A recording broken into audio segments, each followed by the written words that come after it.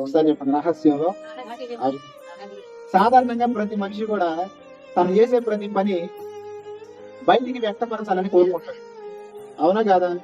ఇప్పుడు మీరు ఏదైనా ఎవరికైనా సహాయం చేసినా లేదా ఏదైనా పని చేసినా ఎవరికి తెలియకూడదు అనుకుంటారా? ఇప్పుడు ఎవరికైనా సహాయం చేసాం అనుకోండి, 10 మంది మెచ్చుకుంటే బాగుంటది, 10 మందికి తెలిస్తే బాగుంటది అని మనం అనుకుంటాం. కానీ బాగా గుర్తుపెట్టుకోండి, దేవుడు రహస్యంగా పనిచేస్తాడు. ఎలా పనిచేస్తాడు అంటే బహిరంగంగా కూడా పని చేస్తాడు. కానీ దేవుడు మనం చేసే రహస్యమైన వాటిని ఖచ్చితంగా దృష్టి ఉంచుతాడు. బాగా గుర్తుపెట్టుకోండి. అందుకే యేసు ప్రభు చాలా సందర్భాల్లో మీరు గుడి చెప్తే ఇచ్చింది అంటే రహస్యంగా ఇవ్వాలా, బహిరంగంగా ఇవ్వాలా? కొంతమంది చర్చిలో కానుపోయి చక్కగా చెబుతారు, మైకులో చెప్తారు, పలానా ఝాన్సీ ఎంత, పలానా అంగులు అంటారు. ఎందుకని అంటే గొప్ప ఒకడు బలంగా విచిత్రమైన సంగతి ఏంటంటే ఇచ్చేది కూడా ఏంటంటే వాళ్ళకన్నా 10 రూపాయలు ఎక్కువ ఇవ్వాలి. ఎందుకు? అది దేవుడి పనిమరకని కాదు.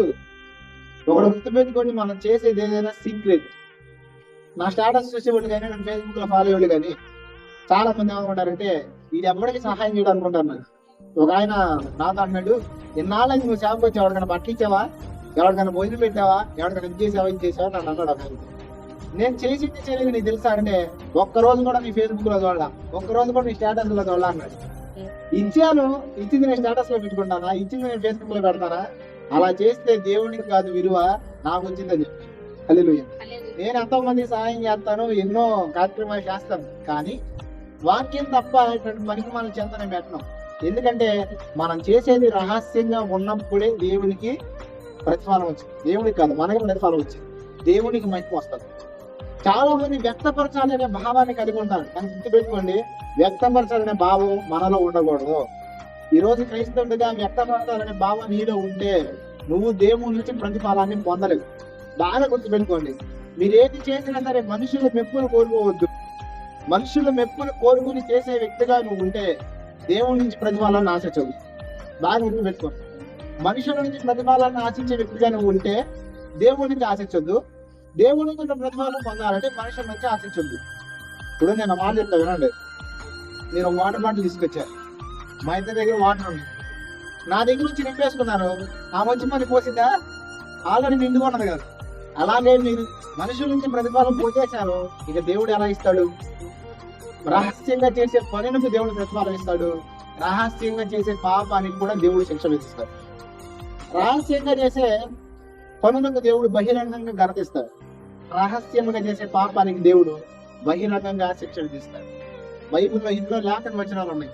చాలా మంది ఈ రోజు నా పాపం ఎవడ తెలియదులే, నా తప్పు ఎవడ తెలియదులే, నేను చేదైతే దేవుడి దగ్గర పోయి అబ్బో నేను పరిశుద్ధంగా ఉండైతే పాస్టర్ గారు ఇంట్లో ఉండి సమాజం కరెక్ట్ అనుకుంటారు అనుకుంటే వాళ్ళంత పిచ్చోడు ప్రపంచం అనుకోండి.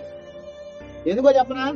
నువ్వు చేసే రహస్యంగా చేసే ప్రతిదీ దేవుడు రహస్యంగా చూస్తున్నాడు, ఖచ్చితంగా చూస్తాడు. చూడడానికి మీ అంత భ్రమపడేవాడు ఎవరు ఆకారం తెలుసుగా మీ అందరికి. యోషువ గ్రంథం 7వ అధ్యాయం ఉంటాడు ఆక, ఎవరు తీయాల్సిన అవసరం లేదు, మామూలు క్లుప్తంగా చెప్తారు. ఆకార్ అనే వ్యక్తిని ఒక యుద్ధం జరిగే ప్రాంతానికి పంపిస్తాడు. అందరినీ పంపిస్తే ఈ ఆకార్ అనే వ్యక్తి ఏం చేస్తాడు తెలుసా? బట్టల కోసం, బంగారం కోసం కకృతి పడి తీసుకొచ్చి సీక్రెట్ ఎవరికి తెలియకుండా దాచేస్తాడు కప్పేసి. కానీ తర్వాత ఏమైంది తెలుసా? హాయి అనే ఒక చిన్న పట్టణానికి వెళ్ళి ఇశ్రాయేలు ప్రజలంతా అపజయం పాలైపోతారు, కొంతమంది చనిపోతారు. యెహోషువ దేవుడు ఒక వాగ్దానం చేస్తాడు ఏంటంటే, నీ దినములన్నిట ఎవరు నీ ఎదుట నిలబడలేరు, నేను నీ మోషేకు తోడై ఉంటానని వాగ్దానం చేస్తాడు. కానీ ఆ వాగ్దానం చూడండి, ఆకారం ఒక్కడి వల్ల ఇశ్రాయేలు అందరిలో నెరవేరకుండా పోయింది.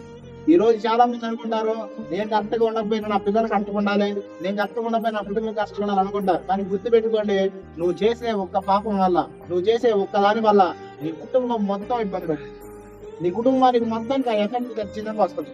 నువ్వు రహస్యంగా చేయొచ్చు, ఎవరికి తెలియకుండా చేయొచ్చు, కానీ రహస్యం ఉన్న దేవుడు ఖచ్చితంగా చూస్తున్నాడు. మీరు నమ్మినా నమ్మకపోయింది. ఆకారం చేసింది దేవుడు చూసాడా చూడలేదా? యెహోషువ చూడలా, ఇశ్రాయేలు ప్రజలు చూడలా, కానీ దేవుడు చూశాడు. ఎవరిని? ఆకాను. ఎప్పుడైతే ఆకాను దేవుడు చూశాడో అప్పుడు జరిగిన సంఘటన ఏంటి తెలుసా? యెహోషువకు దేవుడు బయలుపరిచాడు. అప్పుడు ఆకాను కుటుంబ సభ్యులందరూ అగ్ని చేత నాశపడ్డారు, రావడం చేత కొట్టబడ్డారు.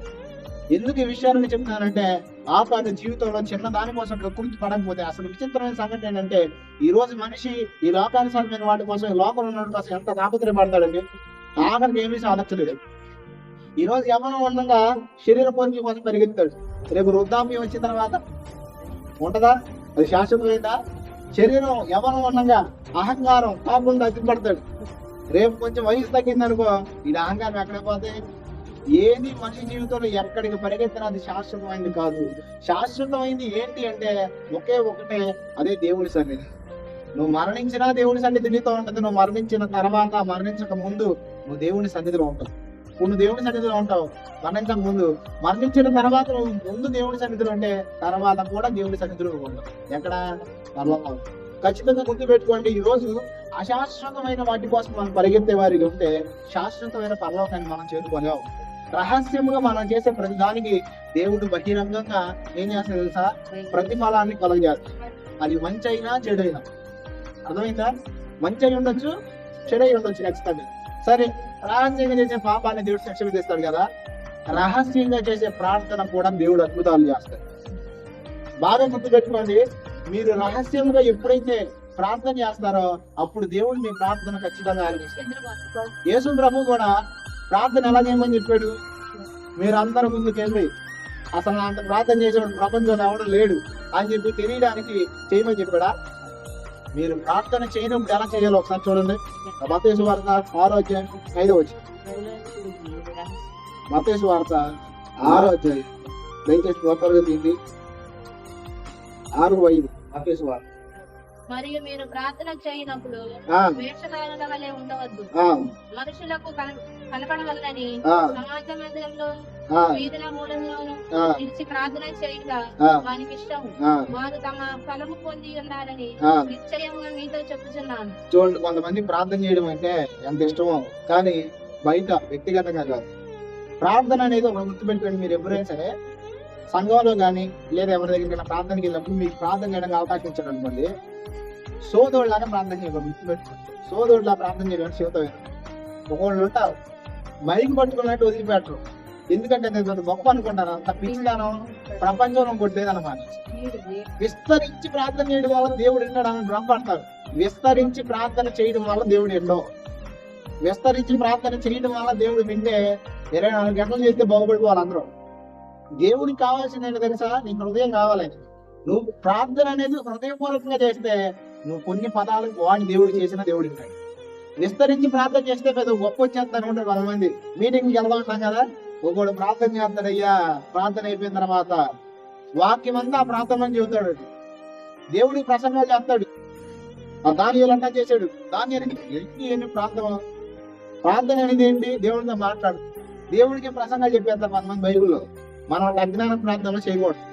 ప్రార్థన చేసేటప్పుడు మనం ఏం చేయాలంటే వేషధారుల వల్లే చేయకూడదు. నాకు ఎవరు ప్రార్థన ఇచ్చినా సరే ఒక్క నిమిషం కన్నా ఎక్కువ ప్రార్థన చేయను, ఎక్కడైనా సరే అసలు ఒక నిమిషం కూడా చేయను. వేసినాము అంతే తండ్రి ఆమె.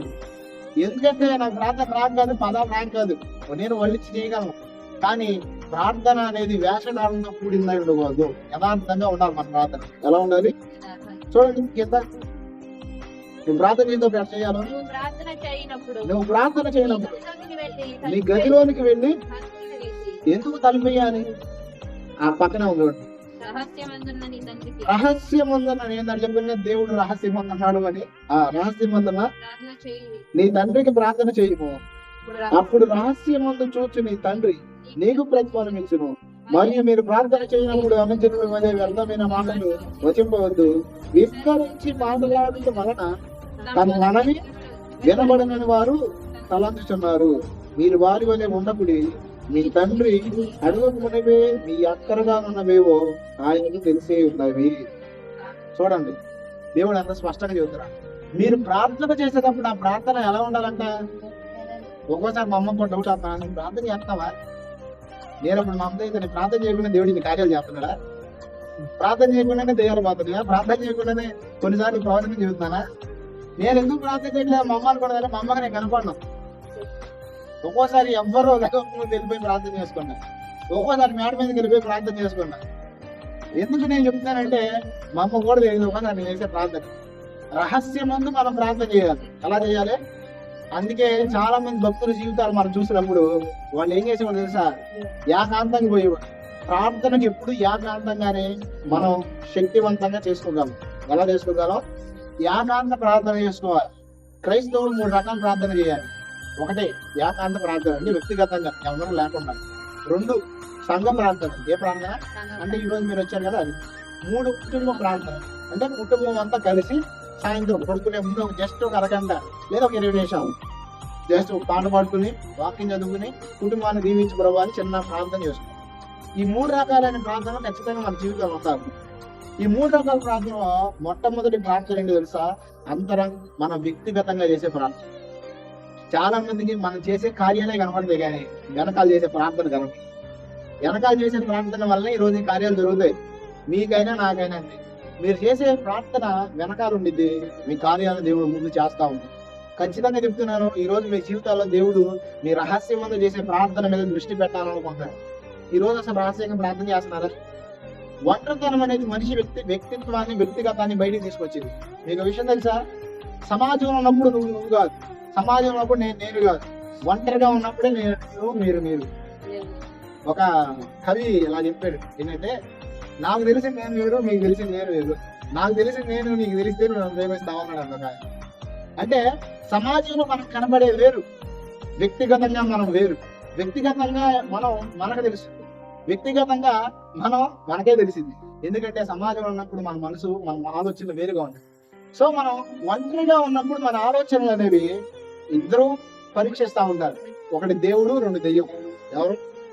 దెయ్యం అంటే చచ్చిపోయినోడు అయ్యే దెయ్యం కాదు, ఆడవాడు దెయ్యం, అపవాది. ఎవరో దెయ్యం అన్నాడే, సైతాన్ అన్నాడే, ఇంకేదైనా ఆడే. ఎందుకు ఈ విషయం చెప్తానంటే, వాడు నిన్ను పరీక్షిస్తాడు. ఇప్పుడు యేసు ప్రభుని శోధించాడు. ఎప్పుడు? 40 రోజులు ఉపవాసం. అప్పుడు యేసు ప్రభు ఒంటరిగా ఉన్నాడా, బహిరంగంగా ఉన్నాడా? మీరు బాగా గమనించండి. ఎప్పుడైనా సరే ఆయన ఒంటరిగా ఉన్నప్పుడే ఆయన శోధించాడు. ఎవరో శిష్యుకి వెళ్ళినప్పుడు శోధించాడా? కొన్ని వాకింగ్ చెప్పేటప్పుడు శోధించాడా? ఒంటరిగా ఉన్నాడు యేసయ్య. ఎప్పుడు? 40 రోజులు ఉపవాసం ఉన్నాడు. ఈ రోజు నీ జీవితంలో నీ ఒంటరితనంలోనే వాడు నిన్ను పరీక్షిస్తాడు. ఎవరో? సైతాను వాడు. దేవుడు కూడా నువ్వు రహస్యంగా ఒంటరిగా ఉన్నప్పుడే నిన్ను పరీక్షగా చూస్తున్నాడు. మరి ఈ రోజు నా ప్రశ్న, నువ్వు ఒంటరిగా ఉన్నప్పుడు, నువ్వు రహస్యంగా ఉన్నప్పుడు నీ వ్యక్తిగత జీవితం ఎలా ఉందో ఒకసారి ఖచ్చితంగా పరిశీలన చేసుకోండి. ఈ ఉదయకాల సమయంలో ఒకవేళ నీ వ్యక్తిగత జీవితం సరిలేదేమో, ఒకవేళ నీ వ్యక్తిగత జీవితం దేవునికి ఇష్టానుసారమైన వ్యక్తిగా నువ్వు జీవించలేకపోతున్నావేమో, అయితే ప్రభు నీతో మాట్లాడుతున్నాడు. అయినా పర్లేదు, నీ రహస్యంగా నువ్వు ఉన్నప్పుడు, నువ్వు ఒంటరిగా ఉన్నప్పుడు మరలా ప్రార్థన చేయడం ప్రారంభించు. ఒకటి గుర్తుపెట్టుకోండి, దేవుడు ఎప్పుడు ఒక వ్యక్తి బలహీనతను చూసి ఆ వ్యక్తిని తోసేయడు. మనిషి మనసు ఏంటో తెలుసా? ఒక బలహీనమైన వ్యక్తి కనపడితే ఆ వ్యక్తిని కించపరుస్తాడు. ఒక బలహీనమైన వ్యక్తి కనపడితే ఆ వ్యక్తిని తోసేస్తాడు. వీడి పనికిరాడు, వీడి పనికిమానాడు అంటాడు. కానీ దేవుడి మనస్తత్వం ఏంటో తెలుసా? ఒక బలహీనుని బలపరచాలని దేవుడు కోరుకుంటాడు. ఒక పాపిని పరిశుద్ధిగా మార్చాలని దేవుడు కోరుకుంటాడు. ఈ రోజు ఖచ్చితంగా దేవుని ప్రేమతో మీద చెప్తున్నాను, మీ వ్యక్తిగత జీవితాలు, మీ అంతరంగాలు మారాలి. ఎందుకు మీ అంతరంగాలు, మీ వ్యక్తిగత జీవితాలు మారాలి అంటే, మీరు దేవుని నుంచి ప్రతిఫలాన్ని పొందాలంటే మీ అంతరంగం శుద్ధి చేయబడాలి. ఇప్పుడు నా అంతరంగంలోనే పరిశుద్ధంగా ఉన్నాను. ఒంటరిగా ఉన్నా పరిశుద్ధంగా ఉంటా, సమాజంలో పరిశుద్ధంగా ఉండి ఒంటరిగా అపవిత్రంగా ఉన్నావంటే నువ్వు వేషధారి. ఏ దారివి? వేషధారి అంటే ఏంటి? ఎక్కడ వేసాను అన్నది అక్కడ వేస్తారు. కొంతమంది అసలు భలే ఉంటారు. మన దగ్గర అసలు మామూలుగా మా అంత మిమ్మల్ని ప్రేమించే ప్రపంచం లేదంటారు. కానీ బయటికి వెళ్ళాక ఆయన పలానా వ్యక్తుల ఆయన సంగతి మాకు తెలీదా, వాళ్ళు అట్టంటి వాళ్ళు కాదు, ఈయన ఎట్టంటి వాళ్ళు కాదు అని డైలాగ్ వెళ్తారు. మీరు కాదు, నాకు ఎందుకు ఈ విషయం చెప్తున్నానంటే, మన అంతరంగం అనేది ఎప్పుడు పరిశుద్ధంగా ఉండాలని దేవుడు కోరుకుంటాం. ఈరోజు నా ప్రశ్న, మరి మీరు ఒంటరిగా ఉండి ప్రార్థన చేస్తున్నారా? కొంతమంది ఒంటరిగా ఉండి సెల్ ఫోన్. ఏ ఫోను? అసలు ఇది ఏమైనా శాశ్వతం కాదు. కొన్ని అది నేర్పించిద్దా? నేను కూడా ఫోన్ నొక్కుతా, నేను కూడా ఫోన్ చూస్తా. కానీ ఎంతవరకు? అంతవరకే. నేను ఫోన్ చూసినా వాకింగ్ చూస్తా. ఒకవేళ నేను ఫోన్ నొక్కాను అనుకోండి, ఒక గంట మహా అయితే యూట్యూబ్ ఉండి దాట. అందుకంటే యూట్యూబ్ ఛానల్లో నేను పెట్టే వాక్యాలు అంతే, అందుకంటే ఏమో. ఎందుకు ఈ విషయం చెప్తానంటే, మన అంతరంగాలు మన శుద్ధి చేయబడాలి. మనం రహస్యంగా చేసే వాటి వల్ల మనం ఖచ్చితంగా ప్రతిఫలం పొందుతాం. అది దేవుడు ఈ ఉదయకాల సమయంలో మీతో మాట్లాడుతున్నాడు. మీరు ఎప్పుడు రహస్యంగా చేస్తారో అప్పుడు ఆ రహస్యంగా చేసే వాటికి మీరు ప్రతిఫలాన్ని పొందుతారు. అది మంచి అయినా చెడైనా. చూడట్లేదు అనుకుంటే మీ భ్రమ. దేవుడు రహస్యం అందున్నాడు. ఎక్కడున్నాడు? రహస్యం అందున్నాడు కాబట్టి రహస్యమందు మిమ్మల్ని చూస్తున్నాడు. ఇంకొక ఎగ్జాంపుల్ చెప్తాను మీకు. రహస్యముగా మనం చేసే ప్రాంతానికి దేవుడు బహిరంగంగా కార్యాలు చేస్తాడని చెప్పాను కదా. దానికి ఎగ్జాంపుల్ ఒకటి చెప్పేసి నేను ముగించేస్తాను. 2వ రాజుల గ్రంథం 4వ అధ్యాయం 1 నుంచి దయచేసి అందరూ తీయండి. 2వ రాజుల గ్రంథం 4వ అధ్యాయం 1 నుంచి. అంతటా భక్తుల శిష్యులతో నీ భార్య నీ దాసుడైన నా పెనిమిటి చనిపోయాను.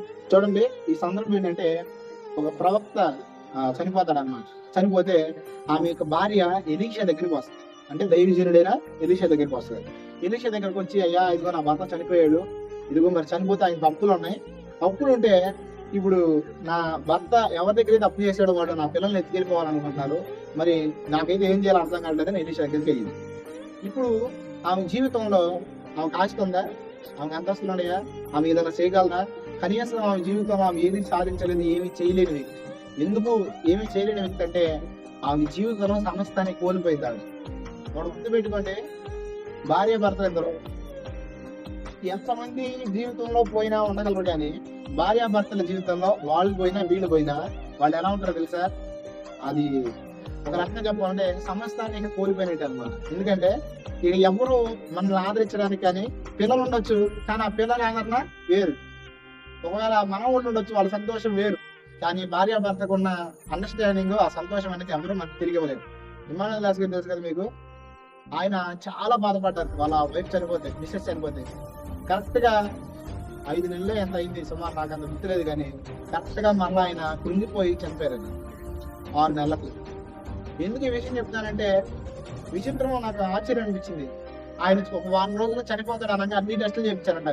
Blood test, sugar test, cholesterol test, మొత్తం body checkup, full body checkup చేపిస్తే ఆయనకి ఎంత ఏ రోగం కూడా లేదన్న.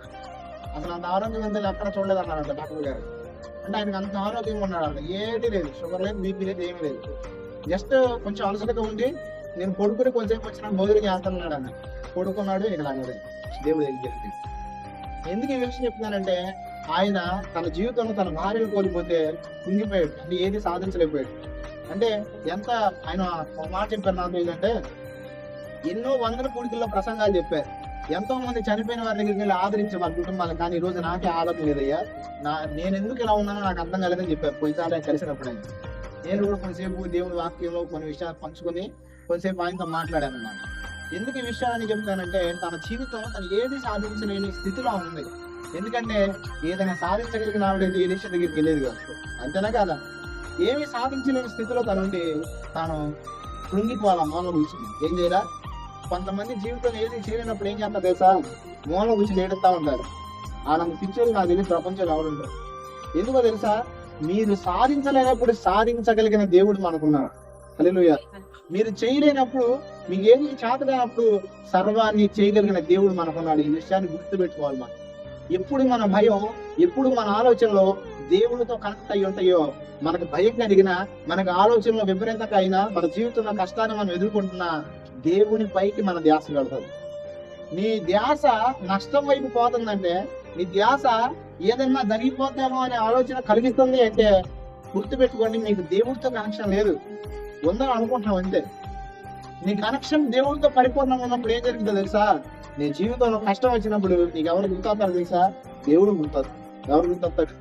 ఇప్పుడు ఇన్ని కోల్పోయింది కదా, కోల్పోయినా నేనేం చేయగలే, తీసుకెళ్ళి మూల కూర్చొని ఏడవచ్చుగా, మూల కూర్చొని ఏడవలా.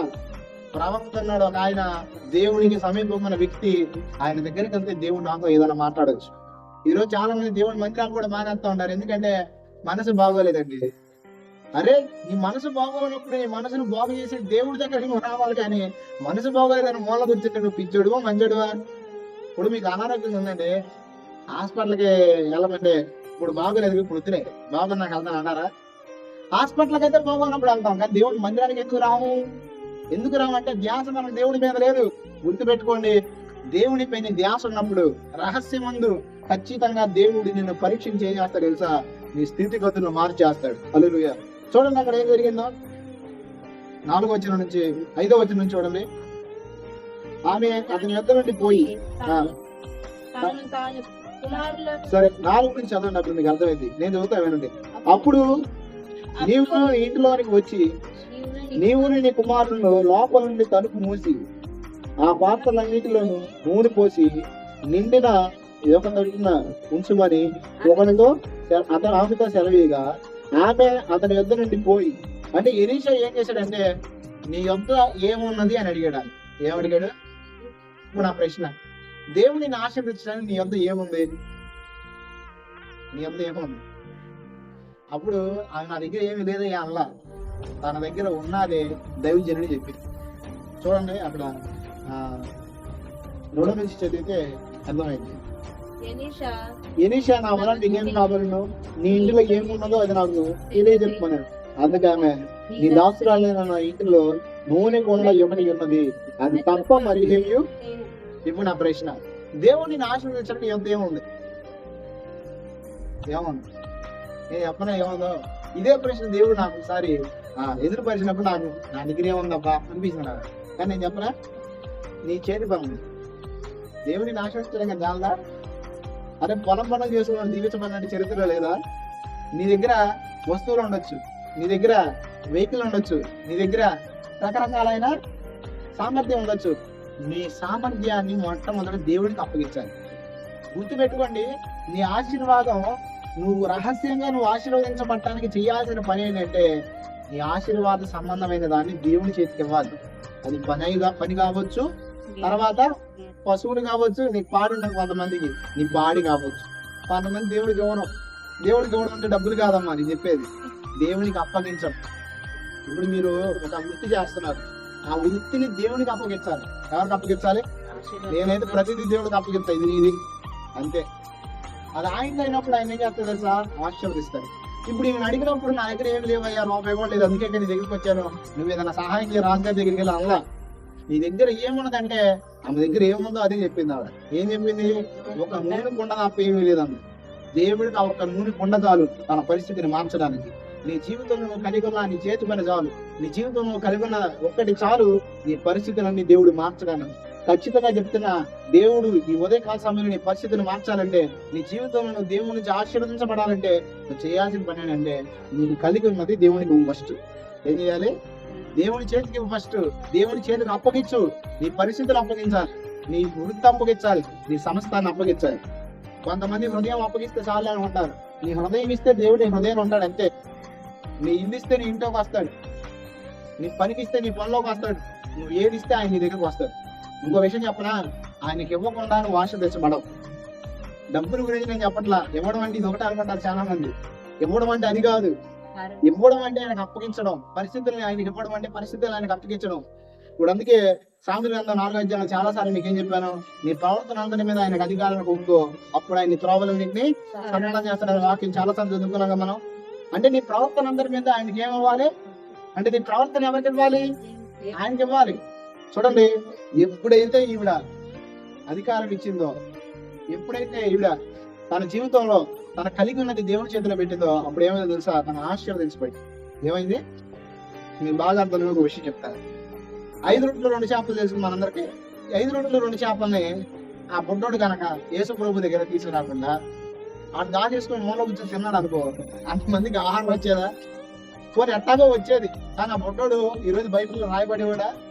ఈరోజు ఆ జీవితం ఒక చరిత్ర మిగిలింది అంటే, ఈరోజు వాడిని కూడా బైబిల్లో రాశారంటే దానికి కారణం ఏంటో తెలుసా?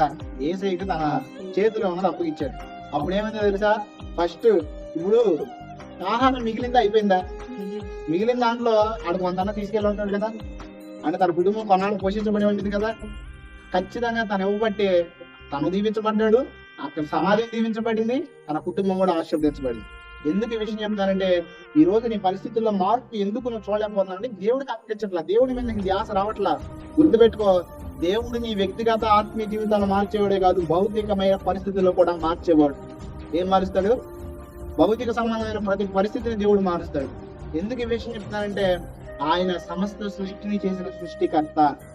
ఆయన సృష్టి ఒక్క మాటతో మార్చేస్తాడు. ఆయన మాటతోనే సృష్టి కలిగింది. సృష్టి అంటే భౌతికమైందా ఆత్మీయమైందా? ఆత్మీయమైందా? భౌతిక సంబంధమైంది. ఇంకో విషయం చెప్పనా, ఆత్మ సంబంధమైన ఆశీర్వాదం ఇవ్వాలని తెలిసిన దేవునికి భౌతిక సంబంధమైన ఆశీర్వాదం ఇవ్వాలని తెలీదా? ఖచ్చితంగా తెలుసు. కాబట్టి ఆయన నీ జీవితంలో కార్యం చేసేటప్పుడు నువ్వేం చేయాలంటే ఫస్ట్ నీ దృష్టి ఆయన మీద నిలపాలి. అప్పుడు ఆయన నీ దగ్గర ఏమున్నదో అది దేవునికి ఇవ్వాలి. అప్పుడు ఏం జరుగుతుందో తెలుసా? ఖచ్చితంగా నీ పరిస్థితులు మార్చబడి. అప్పుడు ఎలీషా ఏం చేశాడు చూడండి, 3వ వచనం. అతడు నీవు బయటికి పోయి నీ ఇరుగు పొరుగు వారి అందరి యొక్క దొరకగలిగిన వట్టి పాత్రలన్నింటినీ ఎరువుకు చూడండి. అప్పుడు నువ్వేం చేస్తావు? నువ్వు వెళ్ళిపోయి ఎక్కడెక్కడ ఖాళీ దొరుకుతాయో ఆ రోజుల్లో నూనె బాగా ప్రాముఖ్యం. ఎందుకంటే నూనె బాగా వాడేవాళ్ళు అప్పుడు. ఇప్పుడు కొంతమంది కుర్రాళ్ళ స్టైల్ వచ్చింది లేదు. ఇప్పుడు మీ కాలంలో కూడా నూనె వాడేవాళ్ళే కదా. మీ కాలం అంటే మీరు కాదు, కుర్రోళ్ళు కాదు, ముసలోళ్ళు. నేను కూడా నూనె చాలా తక్కువే పెడతాను, ఎందుకంటే నాకు నచ్చదు కాబట్టి. అంటే చాలా మంది నూనె అప్పుడు నూనె ప్రస్తావన బైబిల్లో చాలా చోట్ల ఉంది. నూనెతో నా తలంటి ఉన్నావు, నా గిన్నె నిండిపోలేదు, దావీదు కూడా ఒకసారి చెప్తాడు. తర్వాత మీరు ఉపవాసం ఉన్నప్పుడు మీరు తలంటుకోండి అంటాడు. తలంటుకోవడం తలస్నానం చేయడం కాదు. చాలా మంది తలంటుకోవడం అంటే తెలియదు. తలంటుకోవడం అంటే నూనె రాసుకోవడం అంటే బైబిల్ పరిభాషలో. కొంతమంది ఉపవాసం ఉండాలంటే అప్పుడు తలస్నానం చేయాలేమో అనుకుంటారు, కానీ తలస్నానం కాలేదు. నూనెతో తలంటుకోవడం అంటే నూనెతో అంటుకోవడం అన్నమాట, తలంటుకోవడం. చూడండి, నూనెకి అంత ప్రాముఖ్యత ఉంది. ఆ నూనె వలన వాళ్ళు ఆశీర్వదించబడ్డారు. అక్కడ జరిగిన కార్యం చూడండి, 5వ వచనం. ఆమె అతని వద్ద నుండి పోయి తాను కుమారులను లోపల నుండి తలుపు మోసుకొని కుమారులు తెచ్చిన పాత్రలో నూనె పోసారు. ఇప్పుడు చూడండి, అక్కడ స్పష్టంగా గమనించండి. ఆమె పోయి తలుపు వేసుకుని దైవజనుడు చెప్పినట్టు రహస్యంగా చేసిందా? బహిరంగంగా ఇదిగో చూడండి అని చేసిందా? అసలు కొంతమందికి ఎంత పడాయో అది చేసి అన్ని తెలిసిపోవాలని ఉండదు. కానీ గుర్తుపెట్టుకోండి, మనం రహస్యంగా ఉన్నప్పుడు దేవుడు మనం ఇచ్చిస్తాడు. మీకు విషయం తెలుసా?